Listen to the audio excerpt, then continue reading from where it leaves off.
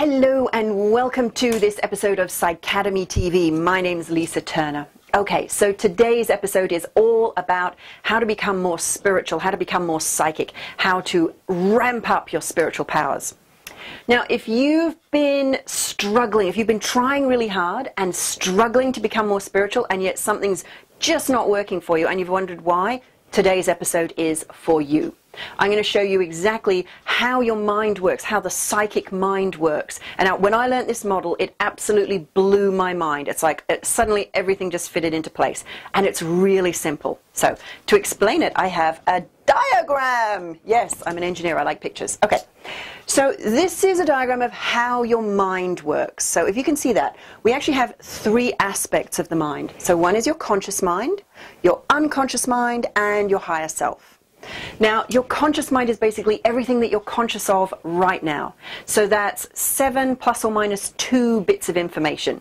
And the communication between your conscious mind and unconscious mind, it's flowing all the time. So that, whatever it is you're paying attention to, can be different at any particular time. That's why when you're watching TV and someone calls out your name, you turn and you pay attention. So your consciousness shifts, okay?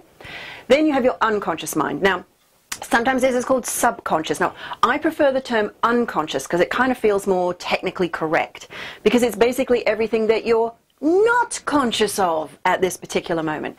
Now, your unconscious mind has way more information. It can process about, well, the smallest guess is, or the smallest idea is that it's around 2 million bits. Some say it's 100 million and some say it's infinite, so 2 million bits of information per second versus the 7 your conscious mind can do. So I guess you see that your conscious mind and unconscious mind, they really need to work together. Now, the communication is always flowing, so it's not that you're conscious of this and your unconscious mind is this kind of thing playing around in the background.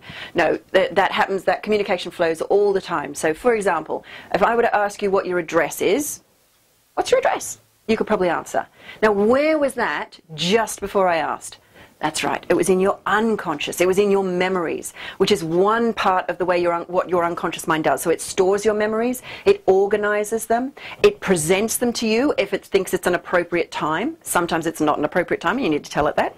It also stores all your learned behavior, your beliefs, including your limiting beliefs. More about that on another episode. So your unconscious mind is vast. Now here's the other thing. So your higher self, that other part of your mind, yeah, higher self up here. So your higher self is the part of you that is God in the individual. Sometimes it's called your holy guardian angel. Sometimes people even think about it as if it's their soul. So it's essentially the God or source or the universal spirit within you, within the individual. Now, notice the arrows on the diagram. Notice that there's no, so we have an arrow between the conscious mind and the unconscious mind. So there's communication flowing all the time. There's also communication flowing between the unconscious mind and the higher self. But notice what there is not. There's no arrow between the conscious mind and the higher self. You can't communicate consciously directly to the higher self. You have to go through the unconscious mind, which is where the problem can arise. Because, first of all, not everyone has great communication between their conscious and unconscious mind. More about that in another episode. Also, sometimes people have in their unconscious mind blocks, things like negative emotions and limiting beliefs, and these are the ways that your psychic circuitry can get damaged. So for now, here's my invitation to you. Learn to communicate with your unconscious mind.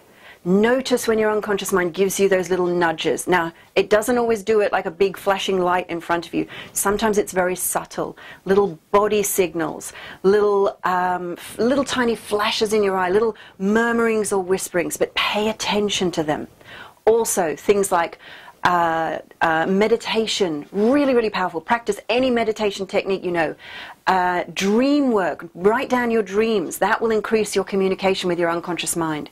Daydream, and also things like any trance work, so hypnosis. And one of the best things is to learn to become a hypnotherapist. That's why we include that in our spiritual practitioner training. So anything that puts you in a light, dreamy alpha state. That's why you get your best ideas when you're in the shower, or when you're out for a walk, or even when you're driving, because believe it or not, you are in that driving trance. Ever missed the motorway junction? That's the driving trance. I've done it myself. Yeah, junction 13, missed it. It disappeared. Where was that motorway junction? It's gone. So that's my invitation to you. Get more practice communicating with your unconscious mind and between your conscious mind and your unconscious mind. Do all that trance work, that dream work, that meditation, hypnosis, anything that works for you. And share your experiences below. Let us know what you think. Let us know what's working for you. And if you've got any questions, post there too. Bye for now.